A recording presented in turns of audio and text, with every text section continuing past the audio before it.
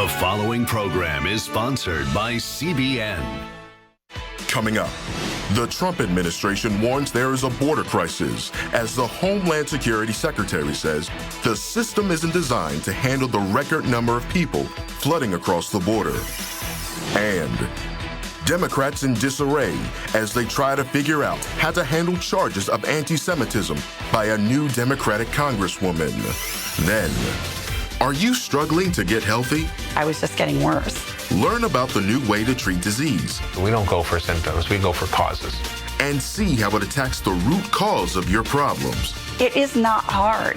Plus, a real-life Cinderella story. How this former laundry lady was crowned Miss California. Christina Meredith joins us live on today's 700 Club.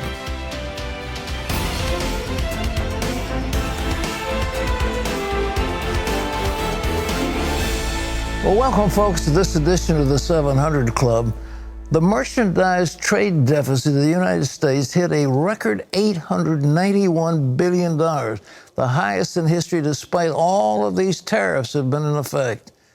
And my wife's favorite program, I might add, is something called Jeopardy! And Jeopardy's Alex Trebek says he'll beat stage 4 pancreatic cancer. And he says he has to beat it because he's under contract for another 3 more years. And ABC's David Muir hits #1 in audience key demographics. And there's some thought that CBS at the bottom of the heap will move Norah O'Donnell into the anchor role in the evening news. But first, the Democratic Party is in meltdown as it tries to deal with charges of anti-Semitism. Once again, a freshman congresswoman is giving the leadership headaches over her controversial remarks. Well, younger Democrats are calling on the party to support Representative Ilhan Omar, but seasoned leaders say the party should condemn the comments. Amber Strong has the report from Washington. House Democrats delayed a vote on a resolution condemning anti-Semitism. This after a party meeting erupted over disagreements over how to deal with the latest controversial statements from Congresswoman Ilhan Omar. There's a tear in the big tent as Democrats grapple over the right way to deal with controversial comments from freshman Congresswoman Ilhan Omar. A political influence in this country that says it is okay for people to push for allegiance to a foreign country. Omar was referring to lawmakers who support Israel, and that led to accusations of anti-Semitism by members of her own party. House leadership hoped to vote on a resolution condemning the statements, but not naming Omar. But her supporters in the House say the resolution needs to be broader, and that criticism of Israel doesn't always equate to anti-Semitism. Presidential hopeful Bernie Sanders stating, "We must not equate anti-Semitism with the legitimate criticism of the right-wing Netanyahu government." CBN News chief political analyst David Brody says the rebuke from Democrats needs to be clear. It doesn't mention her name. That's a watered-down situation. They're also talking about, well, we need to put anti-Muslim bias in there as well. So, it's watered down after watered down. President Trump weighed in, tweeting, "It is shameful that House Democrats won't take a stronger stand against anti-Semitism." It's not the first time Omar has gotten into hot water with statements about Israel. She's had to apologize before. Now a number of Republicans are calling for Omar to be removed from her seat on the House Foreign Affairs Committee. It's unconscionable for any member of the United States Congress, even less a member of the House Foreign Relations Committee, to repeatedly traffic in base stereotypes. Democrats say the GOP needs to take a look in the mirror. And when has he ever said anything about the hateful remarks that continue to flow out of 1600 Pennsylvania Avenue? Regardless, former Democratic VP nominee Joe Lieberman says Congress should send a message to its members. When people say words that are biased, bigoted, and hurtful, they have to be condemned. The House Foreign Affairs Committee has taken over the measure, and there's no word as to when that vote will take place. Amber Strong, CBN News, Washington. One of the cardinal rules in politics, when your enemy is destroying himself, don't interfere. And I think the Republicans should keep their hands off, let the Democrats destroy each other. That's what they want. Well, in other news, another Democrat newcomer to Congress is causing problems for the leadership. John Jessup has more on that. Thanks, Pat. Michigan Congresswoman Rashida Tlaib announced she'll file a resolution to impeach President Trump against the wishes of Speaker Nancy Pelosi. If we don't hold impeachment proceedings today, start them today and hold him accountable to following the United States Constitution, think about that. After her remarks, demonstrators went straight to Speaker Pelosi's office calling for her support. Pelosi and other Democratic leaders say it's too soon to talk impeachment. They want to wait and see what the House investigations into the president turn up. Well, an attorney for Michael Cohen says Trump's former personal lawyer did initiate talks about a pardon with the president's legal team. Lanny Davis cited in media reports today saying Cohen directed his lawyers to explore the possibility of a pardon with Trump's attorneys. That's an apparent contradiction to Cohen's statement last week to Congress when he said he never asked for a pardon from the president. Cohen's critics, Pat, point out that he's lied to Congress before. I don't know why they're making such a hero of this guy. I mean, he has lied and lied. He's convicted of lying. He goes before a congressional committee. He's under oath to tell the truth. He raises his hand. I swear I will tell the truth. And then he lied about the fact that he wanted a pardon. Unbelievable. And yet the media is just coming all over him. Everything he says they're taking as if it's the gospel. It's not. He is a liar. He's a big-time liar, and I think, but the media has made a darling out of him because he's criticizing the man they hate, and that's Trump. John? Pat, the Trump administration is telling border agents to target immigrants from Latin America and require asylum seekers to wait in Mexico. This as testimony from Homeland Security Secretary Kirstjen Nielsen revealed a 300% increase in detentions at some parts of the border. CBN's White House correspondent Ben Kennedy has more. Secretary Nielsen called the current projections dire. She says it is a crisis and border officers are on track to apprehend 1 million people this year. The current system isn't working. That's because it's not designed to handle the record number of people at the southern border. Homeland Security Kirstjen Nielsen broke down the stats to Capitol Hill lawmakers. She said border arrests spiked to nearly 75,000 people last month alone. That's up 80% over the same time last year. These increases will overwhelm the system entirely.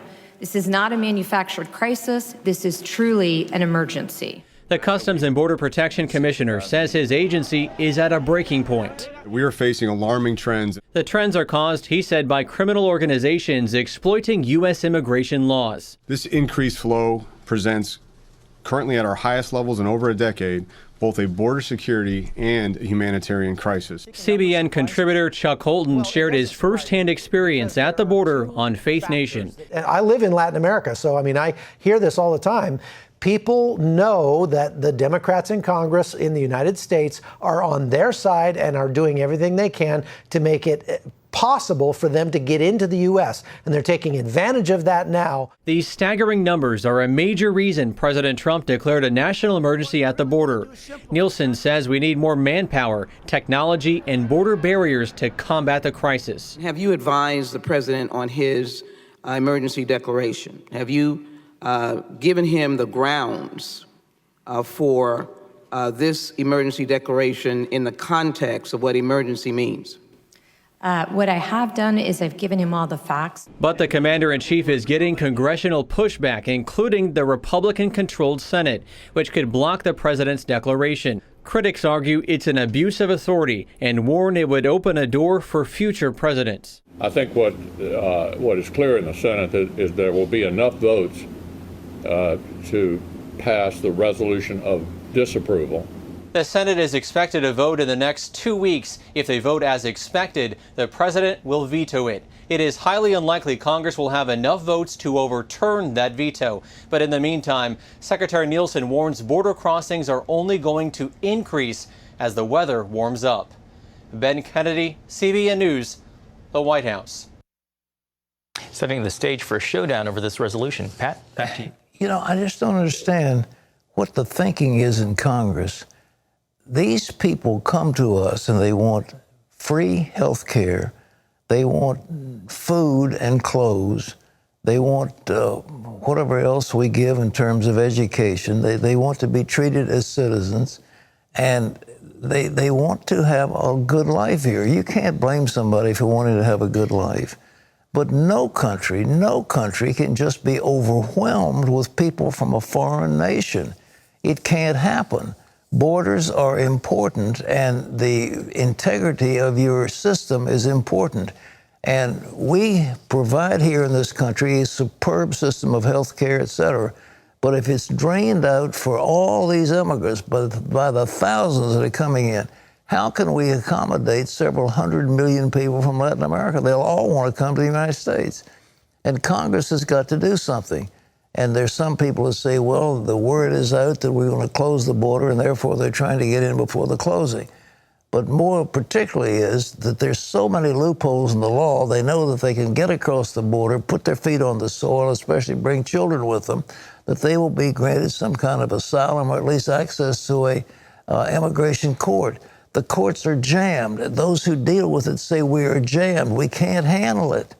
And it is an emergency. And now the Senate is getting ready to vote. And a lot of the Republicans, the ones who are voting against the resolution, are saying, well, but what will happen if the Democrats take charge? They'll do the same thing to us. Well, you can't deal your policy saying, well, what will the other guys do if they have the same position we're in? We need to do it now, and those people need to support the president now, but they're not going to do it. So he's going to veto this legislation that's coming up through the Senate, but, so what? As I mentioned before, despite the tariffs, we've had a record deficit, and John has more about the trade deficit. That's right, Pat. As you were saying at the top of the show, the U.S. trade deficit in goods hit its highest level ever last year, reaching $891.3 billion. Imports rose as the American economy remained strong, increasing demand for products from the rest of the world. But exports fell as the global economy cooled off. Some economists also blame President Trump's tariffs against China. The overall trade deficit, including both goods and services, hit a 10-year high. Well, coalition forces may only be days away from defeating ISIS in Syria. As Chris Mitchell reports from northeast Syria, American allies are remembering the sacrifice of their fallen comrades, hoping for a brighter future. That's a sound of victory as one of the final ISIS weapons depots goes up in flames. One more sign the end of the Islamic State Caliphate is near. While the U.S. provides air support, this prolonged fight has also required boots on the ground. In 2015, the city of Kobani was the epicenter in the battle against the Islamic State. Nearly 4 years later, you can still see much of the destruction. It was also the beginning of the U.S.-led coalition to defeat ISIS. Those fighting alongside U.S. troops are a team of Kurds, Arabs, Christians, and others called the Syrian Democratic Forces, or SDF. This alliance managed to repel ISIS attacks from Kobani and from Tel Aviv and other areas. And later, after the formation of the SDF, we managed to defeat ISIS terrorism from all north and east Syria. As the front line shifted to the south, these men and women paid a high price as they took back territory from the Islamic State. The Syrian people gave a lot of sacrifices. I think we have more than 9,000 or 10,000 martyrs who sacrificed their lives during the fight to defeat terrorism in the area. Aram suffered great personal loss. Personally, I know all of these friends. I lose them on the field. We were fighting together against ISIS, and we lose them in real sad occasions. We find that they are really our motivation to stand up every morning and fight again and win this war. They fought side by side, and now are buried side by side. Even Christians and Muslims. Reem Mardau takes care of this cemetery. They sacrifice themselves and give their souls to keep us in safety and at peace. And at least we can just take care of this cemetery for them. This is our duty. The living now fight for a new way of life here, where everyone is equal. It's the first time that we feel we can take our decision by our minds. It's the first time that we live in justice together. No one is better than me, I am no better from anyone here. Chris Mitchell, CBN News, Kobani, northeast Syria. Thanks, Chris. Well, sad news to report here. Longtime Jeopardy host Alex Trebek is suffering advanced pancreatic cancer. The 78-year-old made the announcement Wednesday directly to Jeopardy fans on video. Trebek says although the prognosis is not encouraging, he plans to fight. I'm going to fight this, and I'm going to keep working, and with the love and support of my family and friends, and with the help of your prayers also, I plan to beat the low survival rate statistics for this disease. And certainly a lot of people will be praying for him. Pat? Well, I say, that's one of your favorites, not your... Andy and I watch it almost every night. Well, my wife, that is her program. I mean, he's known as her program. You know, Merv Griffin came up with that show, and he said, well, the problem is there's not enough Jeopardy in it. And so he put in the Jeopardy. And then he did the theme song. He wrote it the theme song. And he was the genius of game shows. Extremely so. He really was. But anyhow. But we wish him well. Yeah, Alex Trebek's a great guy, so pray for him. He's a fighter, and we're glad to see that. Yes. Well, we've got a health story now that will just amaze you. Well, coming up, this woman went to 20 different doctors and was on 22 different medications. Still nothing helped until she tried functional medicine. Functional medicine is a new way of thinking about disease that gets to the root cause. It doesn't focus so much on symptoms as the question of why you have those symptoms. See what functional medicine entails and whether it's right for you when we come back.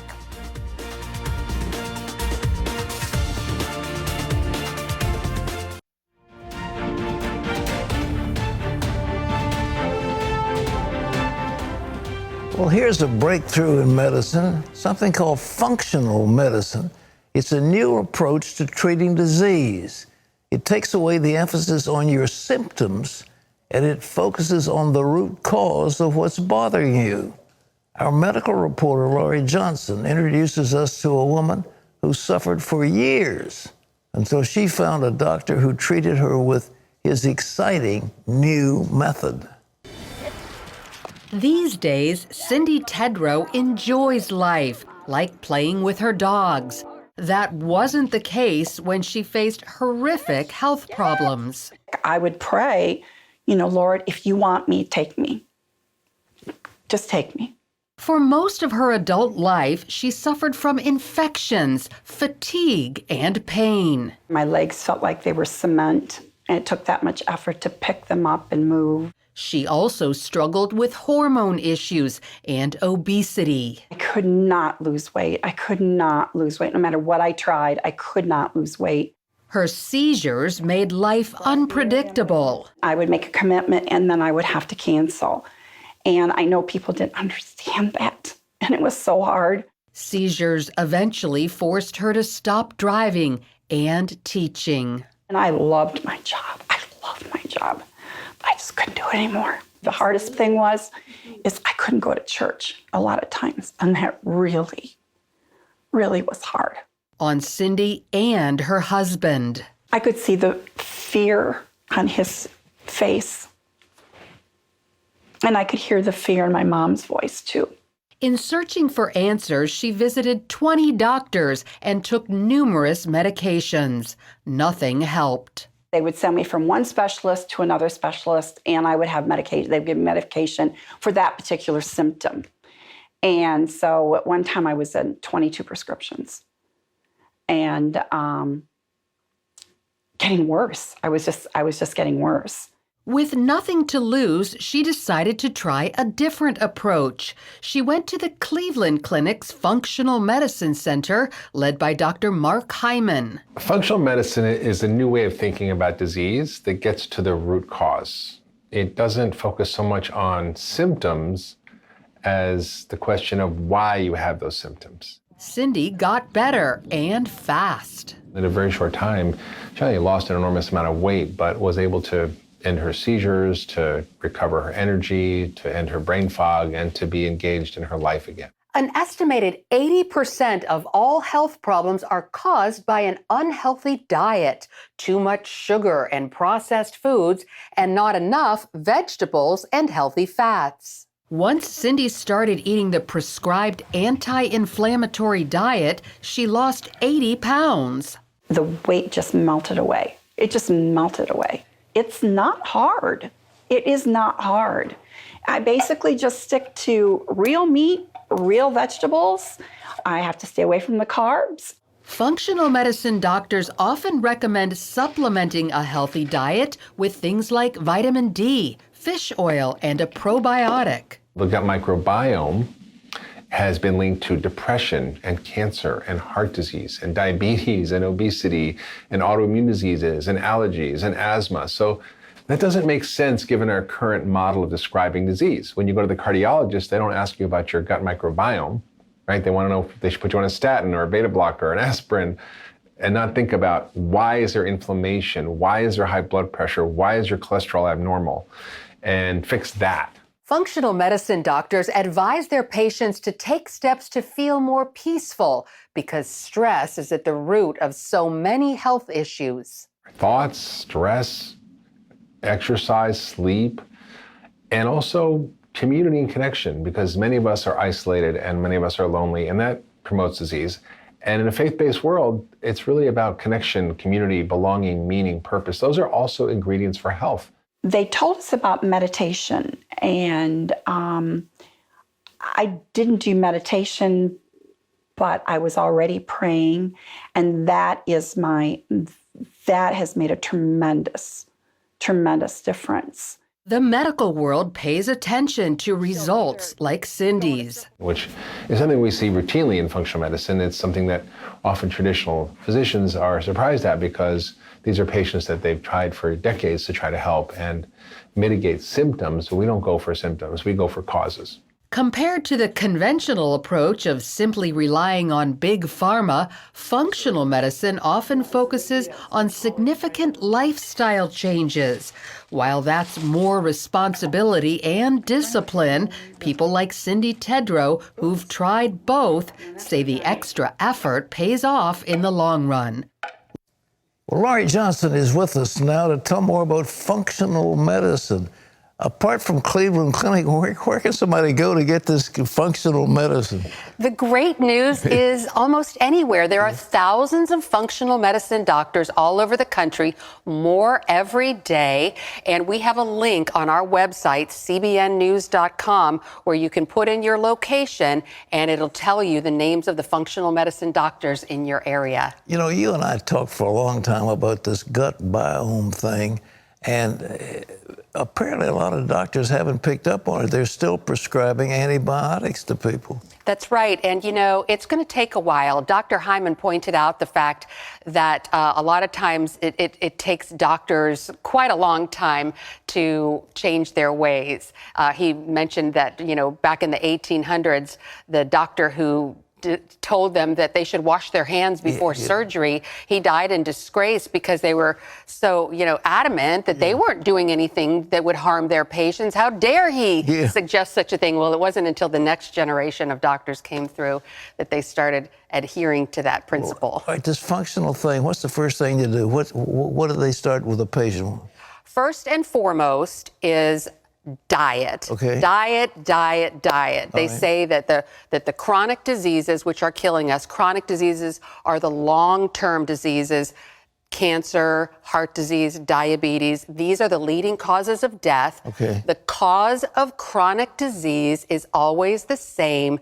2 words, bad habits. Really? These are self-inflicted wounds. They're things that we are doing to ourselves. The number one thing, far and away, the worst bad habit that we have is an unhealthy diet. That's number one. And tied for second place, stress and smoking, also drinking. And there are other ones too, like too much sunlight. But these are things that we're doing to ourselves. All right, let's talk about the diet. The diet. I have to say, Dr. Hyman, here's the book. And by the book, I mean the book. I don't know if you can read the title. It says Food what the heck should I eat? Well, I'm asking you that question. What should people eat? I love the title because it like captures the frustration that everybody has. This is a brand new book, and this keeps changing. Remember back in the 90s when doctors said margarine was good for our heart, and it's one of the worst things? This is the newest, latest information, and it answers every question about food. It was, low fat. You shouldn't eat fat. Eat high carbs. I mean, that was a big deal. Right. And, back in the 50s, remember when doctors said that smoking was good for you? Well, they were paid for by the cigarette companies. So this is the greatest book on food because it's brand new. Dr. Hyman wrote it, and it talks about all these things that you and I discussed, the oils and the carbohydrates. But again, processed food and sugar, those are the worst types of things. Give me a few things that people should eat. Well, I love the way you phrased that question because what happens to me is people come up and they love the idea of the newest and the latest, greatest superfood, the acai berry and avocados and, what can I take and what can I have? And when I tell them that really almost as important, if not more important, is what you stop eating. Okay. Well, that's when it becomes a deal breaker. Right. You got to stop eating the sugar. Stop eating the processed foods. I believe with all my heart that the enemy of our soul is attacking us through our food supply. His goal is to kill, steal, and destroy. And that is what our food is doing to us. And he always does his mission the same way, is to deceive us. He's the father of lies. And the big lie that he's always told since the garden up until now is this is going to make your life better. And that's a lie. It's going to make your life worse. Well, that's what they sold in this opioid thing, Big Pharma. Right. Yeah. Hey, that's the same thing people tell themselves when they do the pornography or going on a shopping spree, frivolous spending. I mean, it goes for everything, alcohol, and it makes your life worse. And the same thing is true with the delicious foods, the fast foods, and the convenience foods. I have a real hard time trying to teach people who deal with me to read the labels of food. They don't read the label. And somebody got me something, that stuff you put on fish that kind of makes it good. And MSG? The MSG is a deadly one. But Glyphosate? This was just, anyhow, I looked at the label, and I wanted it more or less tart, and I looked at the label, 2% sugar. And then there was something else that I saw that they got that, you put on something else, and again, 2% sugar. And everything, they've got sugar, they want it to be sweet. And what they do with children is just horrible, the way those sugar pops and all the things they feed little children. Yeah, it's really the processed foods and the sugars, which are in many ways the same type of foods, are really, really bad. Just last month in the Journal of the American Medical Association, they came out with a study that said processed food increase the risk of all-cause mortality. That means death from anything by 14%, processed foods. So again, people look at these labels and they say, I've never heard of that 15-letter word before, and they think, that's probably not so bad.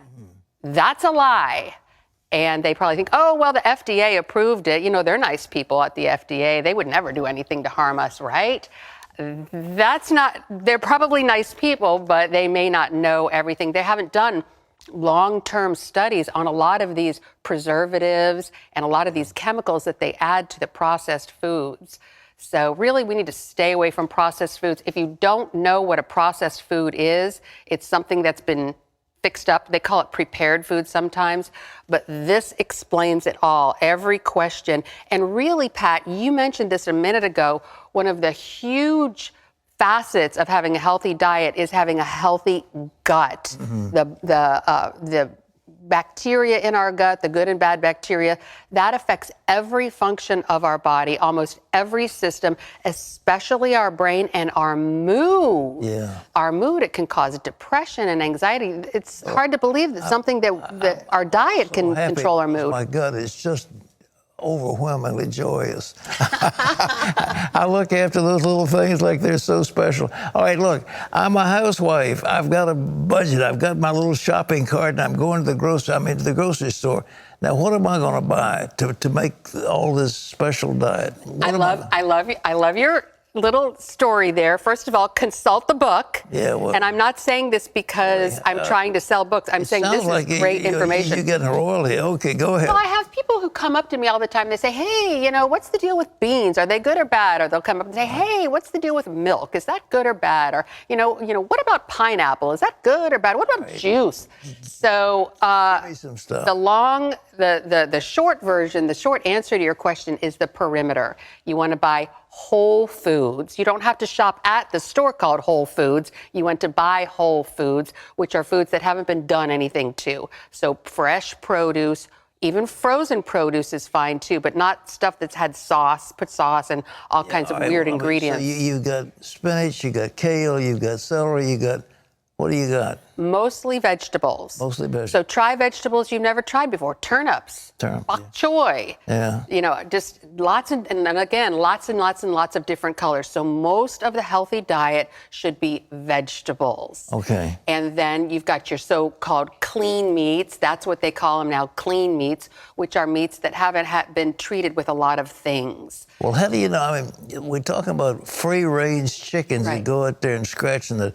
You know, they bought some free-range chicken breast for me. It was like $15 a pound. I thought, you out of your mind for chicken? I know. Well, you do have to pay for it. That's true. It is more expensive. You know, Purdue has this NAE, no antibiotics ever. You do want to stay away from the antibiotics. And, you know, the free range, those are more. But you know what? You don't need to eat that much meat. Okay. You know, if you can offset the amount of money that you spend on meat by eating more vegetables and just a little bit of meat. All right, you got kale, you got spinach, you've got celery, you've got bok choy. What else you got? All the different kinds of vegetables, and try to get a different variety of vegetables. The beans are good. Beans are good. Beans, the musical fruit. Yeah. Love them. All right. And they're cheap too. Okay. Beans are very economical, and then we want to go with the healthy fats. Olive oil, coconut oil, avocado oil, but stay away from those unhealthy oils, the vegetable oils, and the soybean oils, and all those oils that they put in, of course, processed foods. Stick with us, folks. You're going to get healthy. Laurie Johnson is going to do everything she can. If you see her on the street, really get all that information from her, and she'll probably sell you a book or something on the way. Laurie, God bless you, dear. God bless you. Right. Terry, what you got now? Well, still ahead, the Miss California winner who once had to live out of her own car. Hear the true rags to riches story of a former foster child when we come back.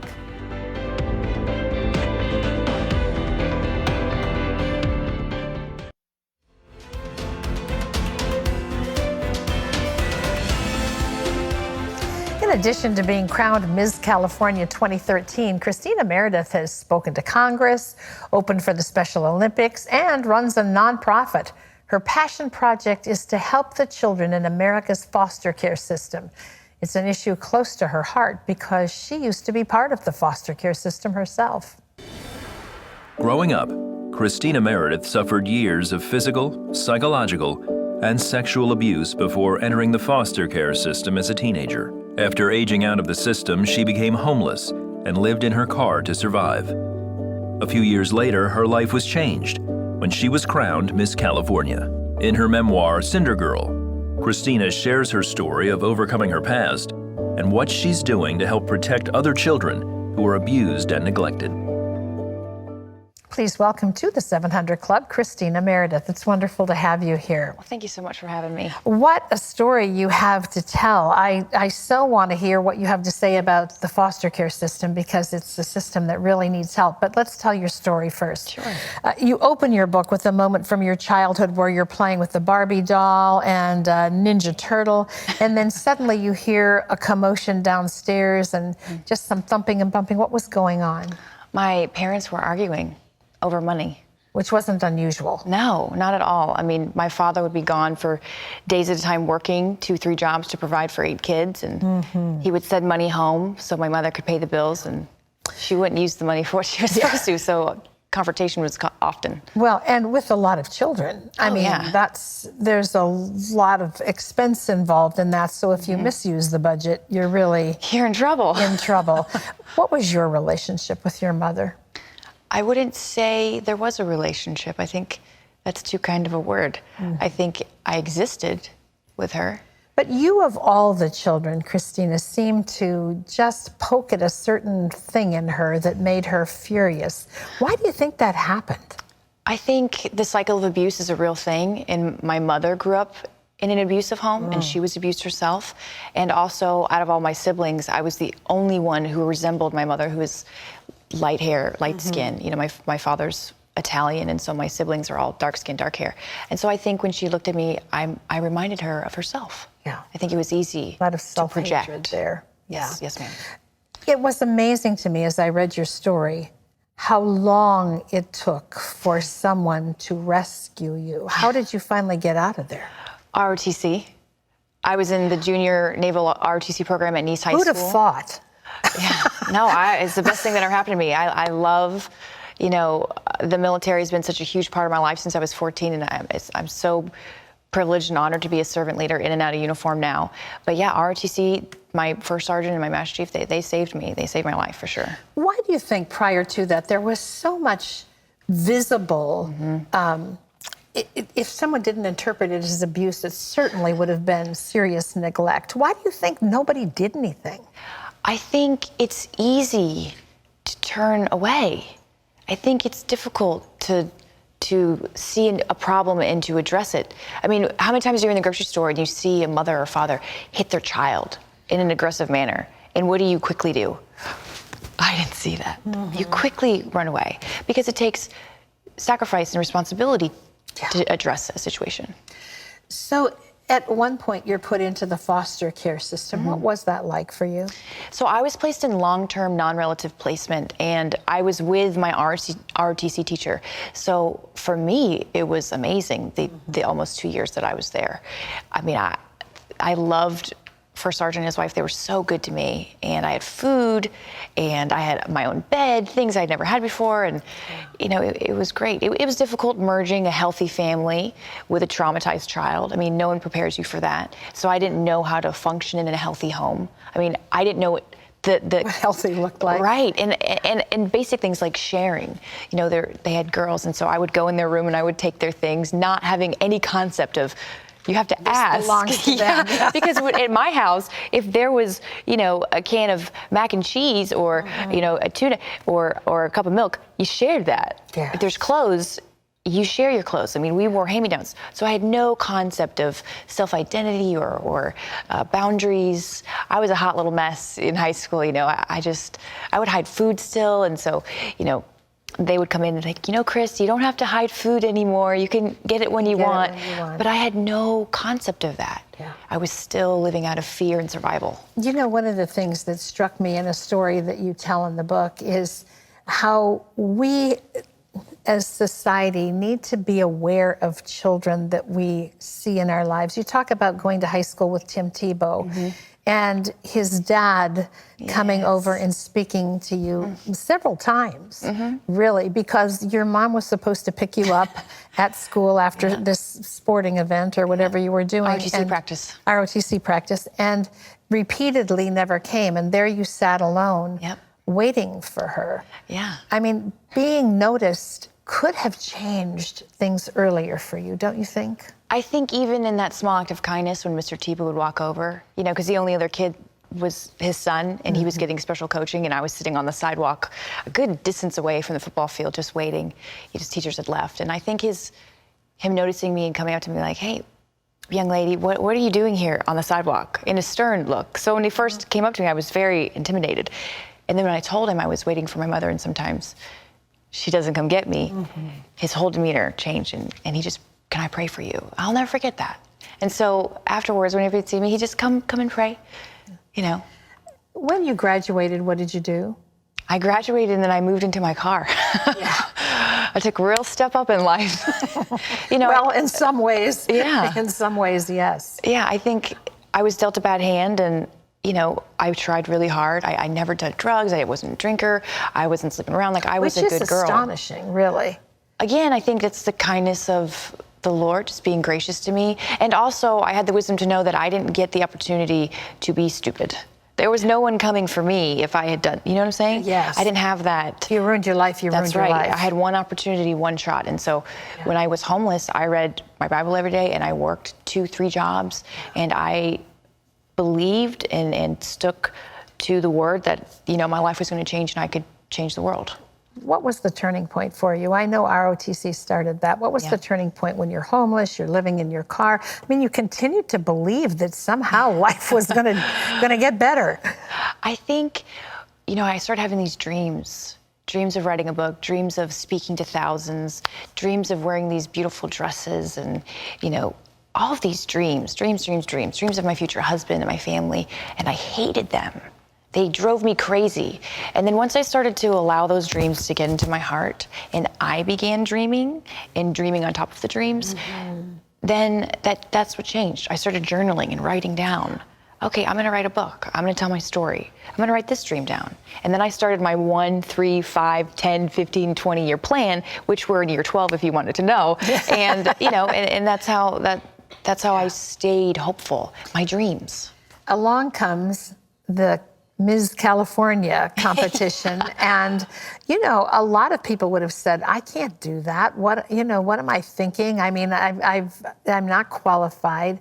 What was it in you that said, you know what, this is an opportunity. It's a platform for the things that matter to me and I'm going for it?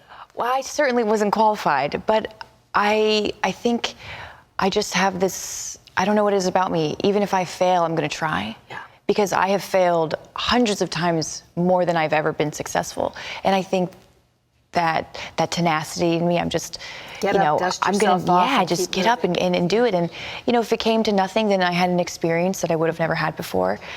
And I wouldn't have changed it for the world. And obviously it turned out great. What do you want to do with the foster care system? What's your vision for that? So the foster care crisis is a national crisis. And it really disturbs me that our country and our leaders in the country aren't doing anything about our orphans. Mm-hmm. And so my entire platform has been for years is to reform the foster care system in its entirety.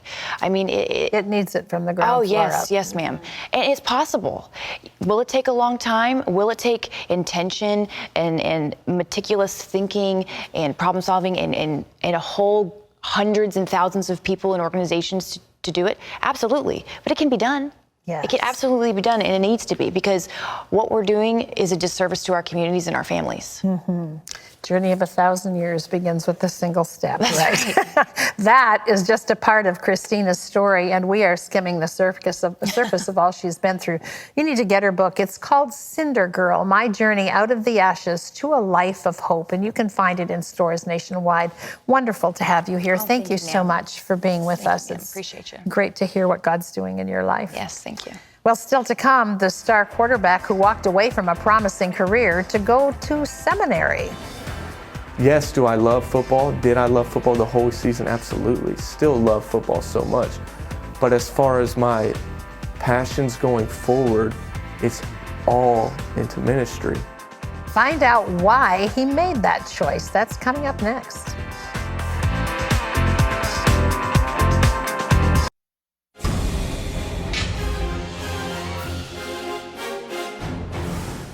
Welcome back to Washington for this CBN News Break. China's crackdown on Christians and their churches is intensifying. Last weekend, nearly 50 members of the Early Rain Covenant Church, including 11 children, all arrested at 2 different locations in the city of Chengdu. Agents from China's Public Security Bureau closed the church last December and arrested Pastor Wang Yi and 160 Christians. Well, newly released information reveals Iranian hackers have done more damage than previously known. The Wall Street Journal, citing a report from Microsoft, which claims hackers targeted thousands of employees at 200 businesses and government entities in half a dozen countries, including the United States. It accuses they stole corporate secrets and deleted crucial information costing hundreds of millions of dollars. Well, you can always get the latest from CBN News by going to our website at cbnnews.com. Pat and Terry will be back with more of the 700 Club right after this.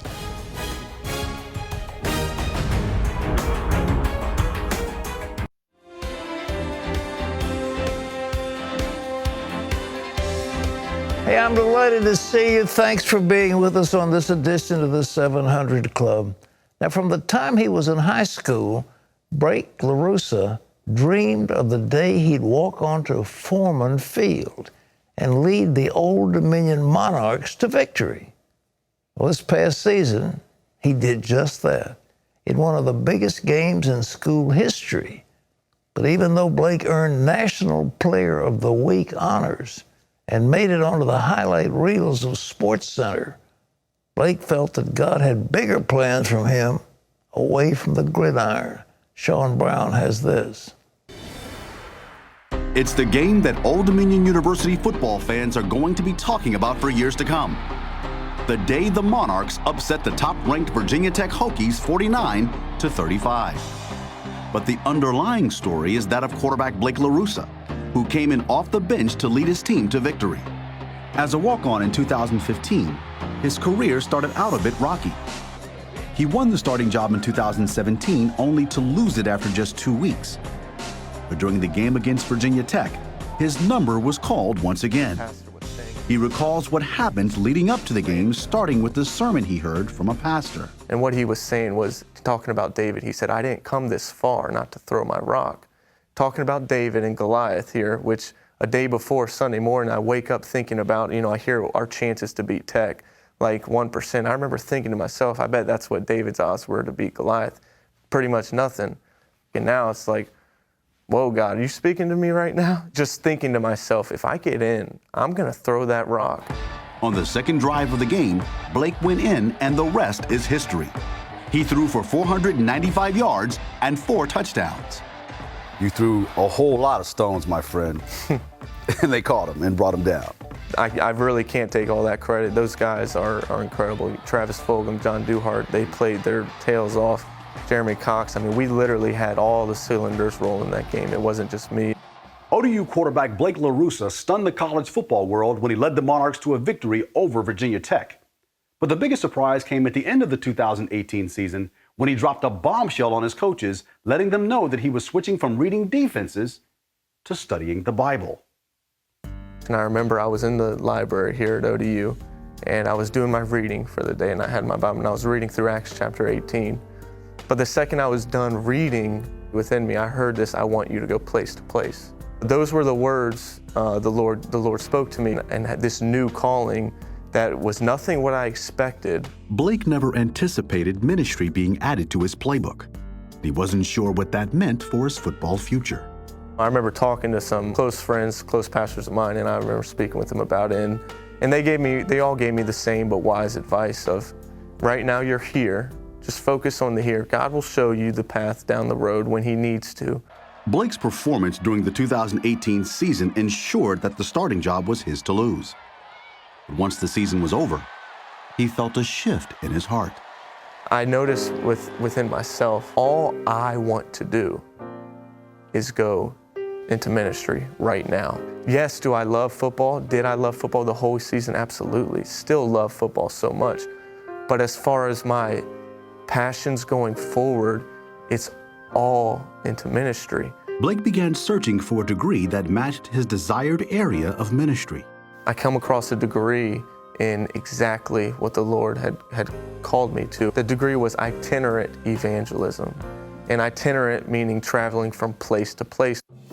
It was then that Blake decided to forego his senior season to enroll in seminary to pursue his Master's of Divinity.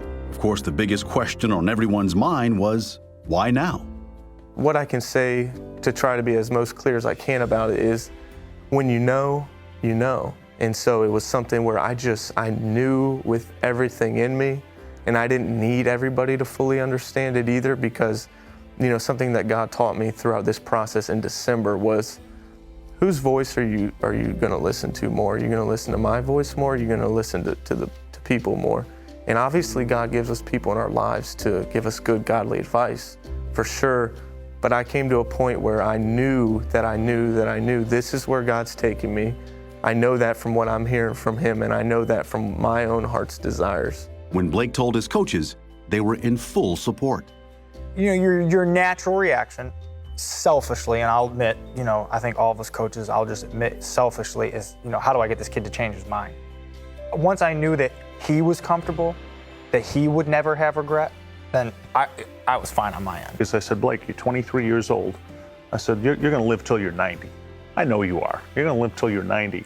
So you've got 67 years to serve. And I said, just take a week to reflect, and let's come back and let's visit again next week. And when he came back the next week, he was still very much strong in his conviction of what he wanted to do. And I respected that. I appreciate that. I don't have any remorse or any negative feelings towards his decision, because he's doing something for the right reason. Now, with the support of his teammates and coaches, Blake is focused on graduating in spring of 2019. And though he hasn't announced the seminary school yet, his eyes are set on the route the Lord has for him to run. My passion, my greatest desire is to tell people about Jesus, to preach the gospel, to let people know who this Jesus is that loves them, who died for them on the cross, and then, put their faith in him. And that's my greatest desire, and I want people to know that. What an amazing young man. You remember what the Apostle Paul said, woe is me if I preach not the gospel of Jesus Christ. There's a fire burning within me, is what Jeremiah said. There's something I've got to speak. And he had it. And, I would say to anybody that's contemplating the ministry, if there's anything else you can do and be happy, by all means, go do it. On the other hand, the same choice faced you at a young age. That's right. And you left a law practice. Well, the Lord, I tell you, it was one of those things, but I went through some real trial. But God, I crowded into him, and he showed me, and the opening door, that what he's opened for me has been simply beyond belief. Well, today's Power Minute is from the book of Jeremiah, which says, I have loved you with an everlasting love. I have drawn you with unfailing kindness. Well, that's all the time we've got on this edition. Thank you so much for being with us. For Terry and all of us, this is Pat Robertson, and Lord willing, tomorrow we'll have the 700 Club. Yes, you don't sir. want to miss it. Bye-bye.